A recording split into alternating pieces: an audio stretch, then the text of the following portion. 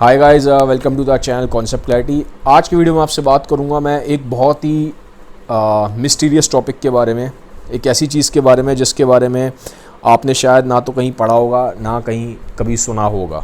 जी हाँ, उस चीज़ का नाम है क्रायोनिक्स। अभी क्रायोनिक्स है क्या?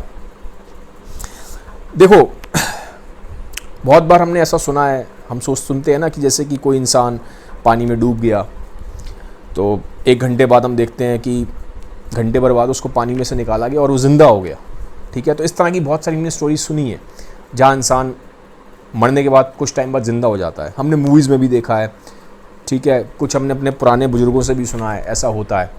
तो कहीं ना कहीं जो इंसान है उसका बहुत लंबे टाइम से एफ़र्ट है कि वो इंसान, साइंटिस्टों का बहुत लंबे टाइम से एफ़र्ट है कि इंसान को शायद हम मरने के बाद ज़िंदा कर पाएँ। तो ऐसा बहुत सारे साइंटिस्ट बहुत लंबे टाइम से सोचते आ रहे हैं।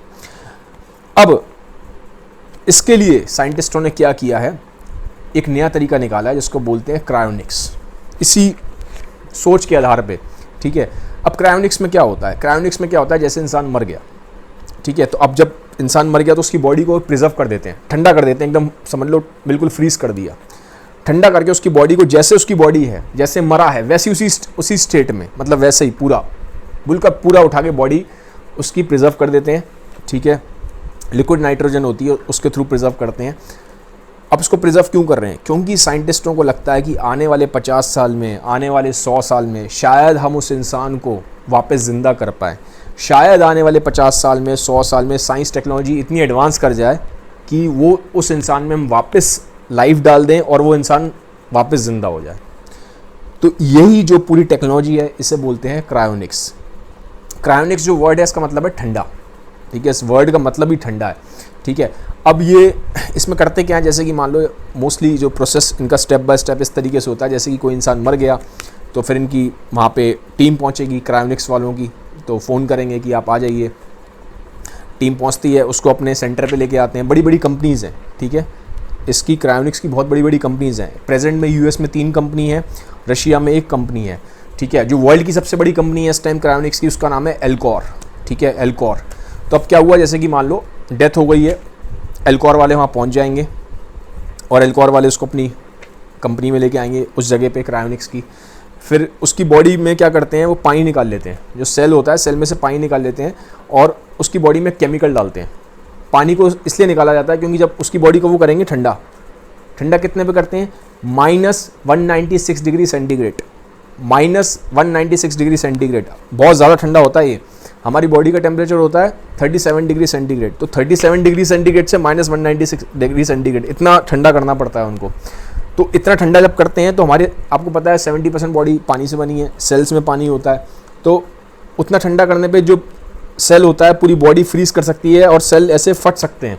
तो बॉडी में से पहले पानी को निकाल लेते हैं, फिर उसमें वो केमिकल डाल देते हैं। ठीक है, इसको कायरोप्रोटेक्टेंट बोला जाता है उस केमिकल को। फिर क्या करते हैं, ये सब हो गया, इस पूरे प्रोसेस को बोला जाता है विट्रीफिकेशन। ठीक है, विट्रीफिकेशन, डीप कूलिंग की जाती है बॉडी की। विट्रीफिकेशन हो गया, पानी निकाल लिया, बॉडी को में केमिकल डाल दिया। अब उस बॉडी को वो डाल देते हैं बड़े बड़े कंटेनर्स होते हैं, बड़े बड़े ड्रम से, कंटेनर से होते हैं, उसमें डाल देते हैं और उसके अंदर, कंटेनर के अंदर होती है लिक्विड नाइट्रोजन।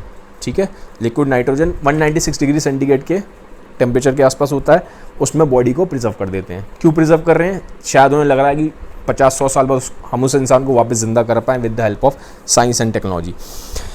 प्रेजेंट में अगर मैं बोलूँ तो एक से बॉडी को प्रिजर्व करने की कॉस्ट बहुत ज़्यादा है, 1 से सवा करोड़ के आसपास लगता है बॉडी को प्रिजर्व करने में। और अगर आप चाहें तो सिर्फ अपना, खाली आप चाहते हैं कि मैं पूरी बॉडी प्रिजर्व नहीं करवाना चाहता, आप चाहते हो कि मैं सिर्फ अपने हेड को प्रिजर्व करवाना चाहता हूँ, सिर्फ सिर मेरा प्रिजर्व हो, तो उसकी कॉस्ट है 35 से 40 लाख। ठीक है, तो ये भी है। सबसे पहला इंसान जिसने अपनी बॉडी को प्रिजर्व करवाया था वो एक साइकोलॉजिस्ट थे जिनका नाम था डॉक्टर बेडफोर्ड। 1967 में इन्होंने अपने आप को प्रिजर्व करवाया था, तो काफ़ी पुरानी चीज़ है ये। अब मीडिया में आ रही है, अब हमें पता चल रहा है। ठीक है, ऐसे ही बहुत फेमस एक इंसान थे, बेसबॉल प्लेयर थे, उनका नाम है टेड विलियम्स, तो इनकी बॉडी भी प्रिजर्व है। ठीक है, और देखो जो उसको मानने वाले हैं, अब इसमें क्या है, जो क्रायोनिक्स है ना, ये इसकी टेक्नोलॉजी पे डिबेटेबल है।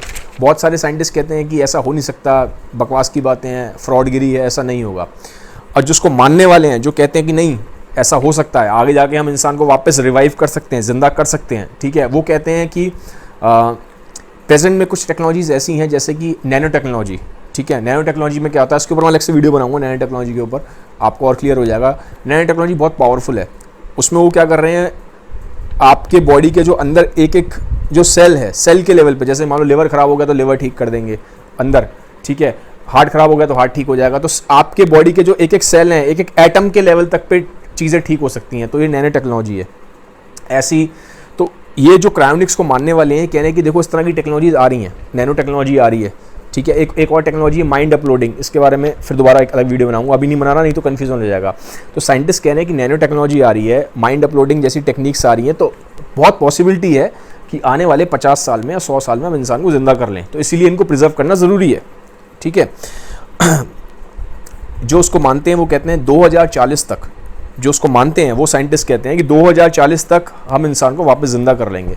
कोई बड़ी बात नहीं है, मतलब आप सिर्फ 20 साल आगे की बातें कर रहे हैं, ठीक है। इसके ऊपर जो फर्स्ट टाइम एक बुक लिखी गई थी 1964 में, किताब लिखी गई है, अगर आपके पास टाइम हो किताब पढ़ना, अच्छी किताब है। किताब का नाम है द प्रोस्पेक्ट ऑफ इमॉर्टैलिटी, ठीक है, द प्रोस्पेक्ट ऑफ इमॉर्टैलिटी। ये किताब लिखी थी फिजिक्स के टीचर ने, ठीक है, 1964 में लिखी थी।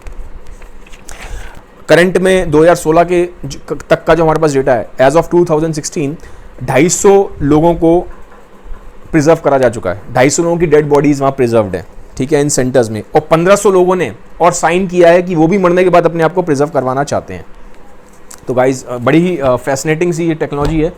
तो आपको क्या लगता है कि क्या ऐसा हो सकता है कि आने वाले टाइम में साइंस इंसान को वापस ज़िंदा कर पाएगी?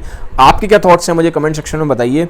और इसी तरह के videos, latest news science technology की, मिस्टीरियस चीज़ों के बारे में, जैसे कि यूएफओ है, बरमुदा ट्रायंगल हो गया, और एलियंस के बारे में हो गया, लाइफ आफ्टर डेथ हो गया, नियर डेथ एक्सपीरियंसेस हो गया, इन चीज़ों के बारे में जिनके बारे में आपसे कोई ज़्यादा बात नहीं करता, और जो थोड़ी मिस्टीरियस चीज़ें हैं, और जो लेटेस्ट साइंस और टेक्नोलॉजी के वर्ल्ड में चीज़ें हैं, इनके ऊपर मैं कंटिन्यूसली वीडियोस बनाता रहूँगा। मुझे कमेंट सेक्शन में बताइए कि क्या लगता है इस वीडियो को सुनने के बाद, क्रायोनिक्स के बाद, आपको क्या लगता है कि क्या साइंस आने वाले साल में इंसान को ज़िंदा कर पाएगी?